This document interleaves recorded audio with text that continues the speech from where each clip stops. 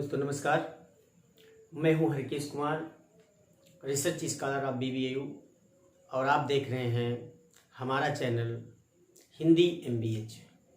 तो दोस्तों हम हिंदी MBH के माध्यम से आप तक पहुंचने का प्रयास कर रहे हैं।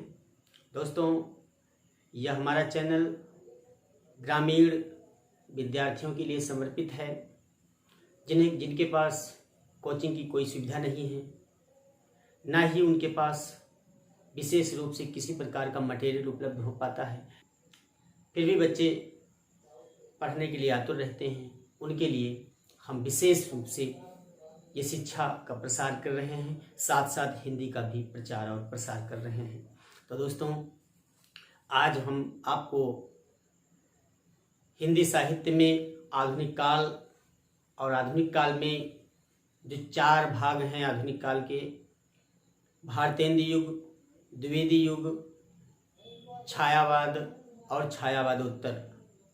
तो दोस्तों जो पहला चरण है आधुनिक काल में भारतेंद्र युग, इस युग को लेकर के आपके समक्ष उपस्थित हैं। दोस्तों इस युग को आप जानते हैं कि पुनर्जागरण का काल भी कहा जाता है, जागरण काल भी कहा जाता है। जिस प्रकार से द्विवेदी युग को सुधार काल के नाम से जाना जाता है, उसी प्रकार से इसे पुनर्जागरण काल के नाम से भी जाना जाता है। तो दोस्तों ज़्यादा समय न लेते हुए चलते अपने टॉपिक की तरफ, और आप देखेंगे कि हिंदी साहित्य में ये जो भारतेंद्र युग है, भारतेंद्र युग हम बाद में पढ़ेंगे, भी थोड़ा समय बाद। पहले हम पढ़ लेते हैं कि जो भारतेंद्र युग आया उससे पहले जो हिंदी का विकास हुआ, उस हिंदी के विकास पर हम संक्षिप्त प्रकाश डालेंगे। और इसके पश्चात मैं आपको भारतेंद्र युग के प्रमुख 5 या 6 कवियों से परिचित कराएंगे जो आपके एग्जाम में आते ही हैं दोस्तों, और उनको एक छोटी सी ट्रिक के माध्यम से भारतेंद्र युग के विशेष या प्रमुख रचनाकारों को हम आज ही याद करा देंगे, ये मेरा पूरा विश्वास है। तो दोस्तों बने रहिए हमारे चैनल पर, देखते रहिए हिंदी MBH। तो शुरू होता है हमारा टॉपिक दोस्तों, भारतेंद्र युग। तो भारतेंद्र युग में अगर हम बात करें, सबसे पहले बात कर लेते हैं आधुनिक काल की। तो जैसा कि आप जानते हैं कि ये भारतेंद्र युग कई दृष्टियों से, कई दृष्टिकोणों से सर्वश्रेष्ठ युग माना जाता है, क्योंकि इसी युग में हिंदी की कई नई विधाओं का बीजारोपण होता है। यहीं से हिंदी साहित्य के विभिन्न प्रकार की विधाएं पल्लवित होना प्रारंभ हो जाती हैं। जैसे अगर बात करें हम हिंदी की एकांकी, कहानी, रिपोर्टाज, साक्षात्कार, डायरी, और जो विशेष रूप से पल्लवित हुआ वह विधा थी नाटक की। तो दोस्तों नाटक का अगर देखें तो संस्कृत में बहुत सारे नाटक मिल जाते हैं, लेकिन हिंदी की अगर बात करें तो जो बीजारोपण हुआ भारतेंद्र के द्वारा वह नाटक था। नाटक दोस्तों बहुत अहम भूमिका निभाता है हिंदी के विकास में। तो दोस्तों अब हम बात कर लेते हैं कि आधुनिक युग की। तो आधुनिक युग में, आधुनिक युग के कई नाम विद्वानों ने दिए, जिनमें अगर हम सबसे पहले आधुनिक युग की ही बात कर लें तो सबसे पहले रामचंद्र शुक्ल, जो कि बहुत बड़े आलोचक हैं। हिंदी साहित्य का इतिहास 1929 में उनके द्वारा लिखा गया एक महत्वपूर्ण ग्रंथ माना जाता है, परीक्षा की दृष्टि से भी, साहित्य की दृष्टि से भी। तो रामचंद्र शुक्ल ने आधुनिक काल को सबसे पहले अपने मुखार बिंदुओं से परिभाषित किया और कहा यह युग आधुनिक काल है। तत्पश्चात रामचंद्र शुक्ल जी ने ही आधुनिक काल को गद्य काल कहा। क्या कहा दोस्तों? आधुनिक काल को सबसे पहले गद्य काल कहा रामचंद्र शुक्ल ने, गद्य काल। दोस्तों हम इसलिए लिख रहे हैं कि आपको याद करने में या नोट बनाने में किसी प्रकार की दिक्कत ना हो। गद्य काल किसने कहा दोस्तों? रामचंद्र शुक्ल ने, रामचंद्र शुक्ल। तो दोस्तों गद्यकाल की बात करें तो गद्यकाल नाम किसका दिया हुआ है? रामचंद्र शुक्ल। और सबसे पहले अगर आधुनिक काल की बात करें तो सबसे पहले नामकरण किया था रामचंद्र शुक्ल ने आधुनिक काल का। अब दोस्तों देख लेते हैं आधुनिक काल किसने किसने नाम दिया। सबसे पहले तो रामचंद्र शुक्ल हो ही गए। अब आधुनिक काल की बात आ रही है तो आधुनिक काल नाम और विद्वानों ने दिए हैं, जिनमें राम कुमार वर्मा का नाम अग्रणी है। राम कुमार वर्मा और इनके साथ रहे हैं गणपति चंद्रगुप्त।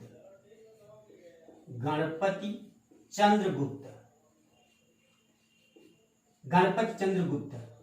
तो दोस्तों ये दो नाम, ये दो विद्वानों ने आधुनिक काल को आधुनिक काल कहा। और अगर सबसे पहले अगर बात आए तो आधुनिक काल नाम देने वाले ये थे, जो बड़े ही विख्यात प्रख्याता बहुत बड़े आलोचक रामचंद्र शुक्ल जी हैं।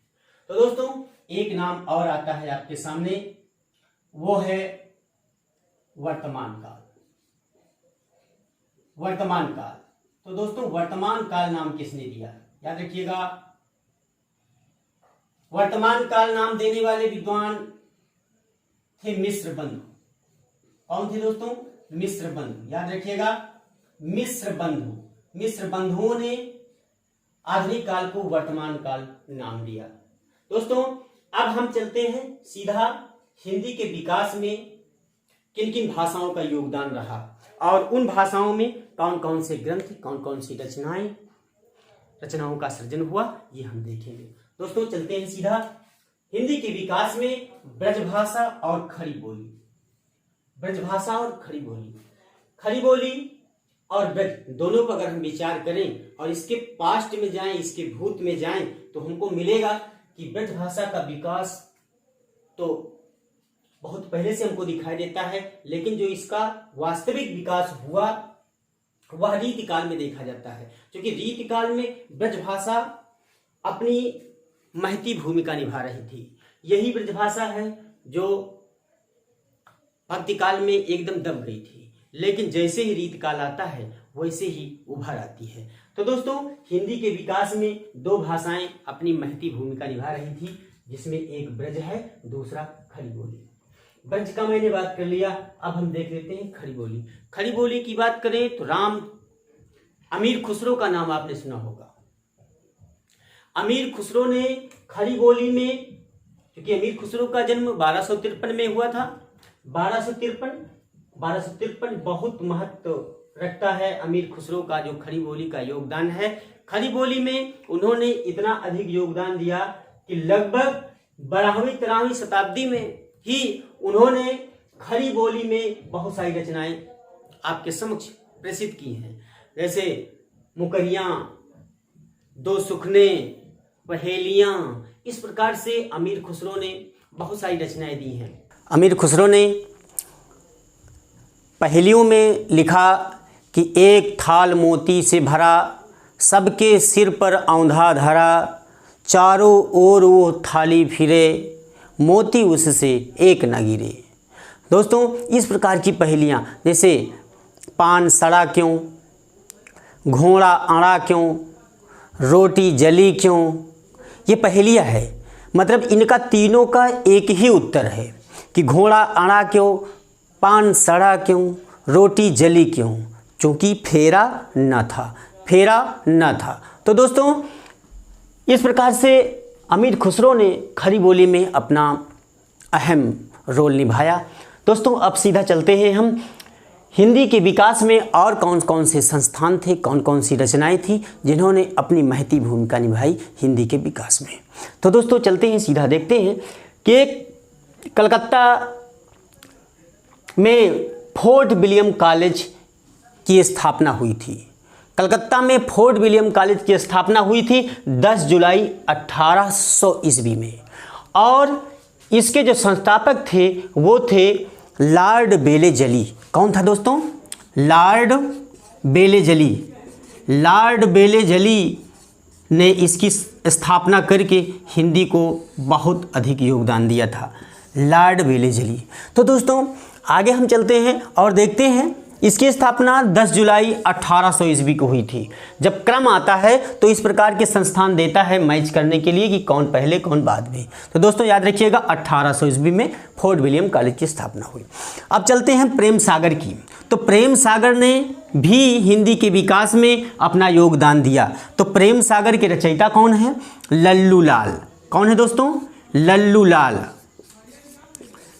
लल्लू लाल प्रेम सागर। अब दोस्तों देखते हैं नासकेतोपाख्यान। नासकेतोपाख्यान खड़ी बोली की रचना है। तो नासकेतोपाख्यान ने भी हिंदी के विकास में अपना अहम रोल निभाया था। नासकेतोपाख्यान किसकी रचना है? सदल मिश्र की है। किसकी है दोस्तों? सदल मिश्र की है। सदल मिश्र ने अपना अहम रोल निभाया था हिंदी के विकास में। अब चलते हैं हम सुखसागर की तरफ। सुखसागर सदा सुखलाल की रचना है। किसकी है? सदा सुखलाल। सदा सुखलाल। सदा सुखलाल ने सुखसागर लिख करके हिंदी के विकास में अपना योगदान दिया। प्रेम सागर, लल्लू लाल, नासकेतोपाख्यान, सदल मिश्र, सुखसागर, सदा सुखलाल। और दोस्तों अब देखते हैं रानी केतकी की कहानी। ये महत्वपूर्ण रचना है इंसा अल्लाह खां की। किसकी है दोस्तों? इंसा अल्लाह खां की। इंसा अल्लाह खां की ये रचना, इंसा अल्लाह खां के द्वारा लिखी गई रानी केतकी की कहानी भी महत्व रखती है हिंदी के विकास में। अब दोस्तों चलते हैं, हम देखते हैं कि ब्रजभाषा की प्रारंभिक रचनाएं। मैं आपको उद्भव और विकास बता रहा हूं कि किस प्रकार से भारतेंदु युग का उद्भव हुआ और किस प्रकार से विकास हुआ। तो उद्भव तो मैंने बता ही दिया किस प्रकार से हुआ। अब ये विकास हो रहा है भारतेंदु युग का, या कहें तो आधुनिक काल का। पहले आधुनिक काल का मतलब पूरे युग आ जाएंगे, चारों युग आ जाएंगे। उसमें भारतेंदु युग, द्विवेदी युग, छायावाद, छायावादोत्तर। और अगर अब हम बात करेंगे ब्रजभाषा की प्रारंभिक रचनाओं पर, तो सीधा चलते हैं श्रृंगार रसमंडन पर। श्रृंगार रसमंडन ब्रजभाषा की महत्वपूर्ण रचना रही है। किसका है? विट्ठलनाथ की है। विट्ठलनाथ बहुत बड़े संत थे। विट्ठलनाथ जिस प्रकार से वल्लभाचार्य थे, वल्लभाचार्य के चूँकि पुत्र ही हैं इसलिए ये बड़े विख्यात हुए और इनका नाम भी काफ़ी है साहित्य में। अब अष्टयाम की बात करेंगे। अष्टयाम के रचयिता नाभादास थे। कौन थे? नाभादास। नाभादास ने अष्टयाम की रचना की। और अष्टयाम में किसका वर्णन है? कई मर्तबा टीजीटी पीजीटी में भी प्रश्न आ चुका है। अष्टयाम में राम की दिनचर्या का वर्णन है, यानी ये कहें कि 8 पहरों का वर्णन है कि 8 पहरों में श्री रामचंद्र जी क्या क्या किया करते थे। तो अष्टयाम नाभादास का है। अब चलते हैं 84 वैष्णव की वार्ता की तरफ। 84 वैष्णव की वार्ता और 252 वैष्णव की वार्ता, वैष्णवन की वार्ता, 252 वैष्णवन की वार्ता गोकुलनाथ की है। किसकी है? गोकुलनाथ। ये गोकुलनाथ कौन थे? शायद आपको पता हो कि ये गोकुलनाथ विट्ठलनाथ के पुत्र थे। ये गोकुलनाथ विट्ठलनाथ के पुत्र थे। और विट्ठलनाथ किसके थे? वल्लभाचार्य जी के। वल्लभाचार्य के पुत्र विट्ठलनाथ और विट्ठलनाथ के पुत्र गोकुलनाथ। तो आप ध्यान दीजिएगा, इनके जो बाबा थे यानी दादा यानी वल्लभाचार्य के 84 शिष्यों का वर्णन 84 वैष्णव की वार्ता में मिलता है। और अपने पिता यानी विट्ठलनाथ, इनके शिष्यों का वर्णन 252 वैष्णव की वार्ता में है। अब इसको कैसे याद करेंगे? दोनों में थोड़ा कन्फ्यूजन हो जाता है, तो हम याद करने के लिए आपको ट्रिक बता दें कि जैसे 84 वैष्णव वार्ता और 252 वैष्णव की वार्ता, आप खुद ही बताइए कि आपको पिता ज़्यादा प्रिय है कि आपके दादा वो ज़्यादा प्रिय है।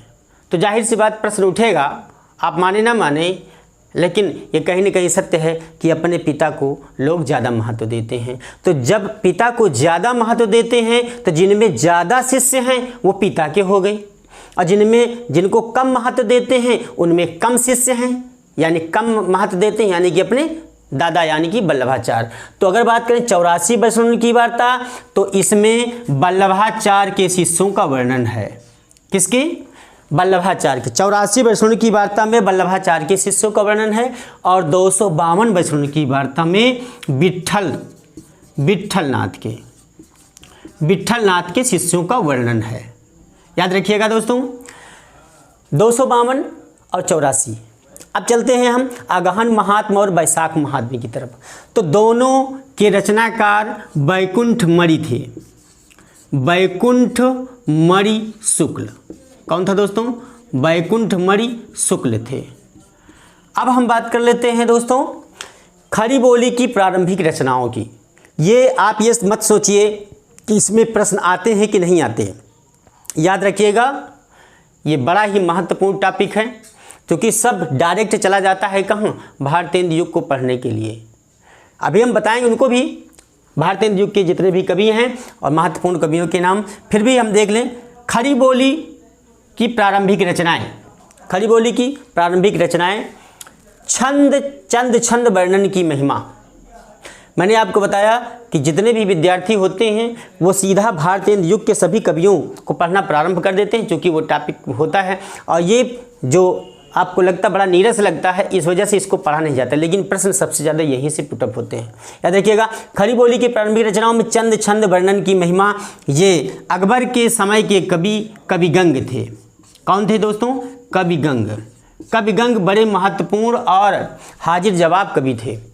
ये तुरंत ही कविताएं बनाते थे। एक बार जब नूरजहां इनसे नाराज़ हो गई तो इनको मौत की सज़ा दे दी और कहा इसको ले जा कर के पागल हाथी के पैरों के नीचे डाल दो, कुचल देगी।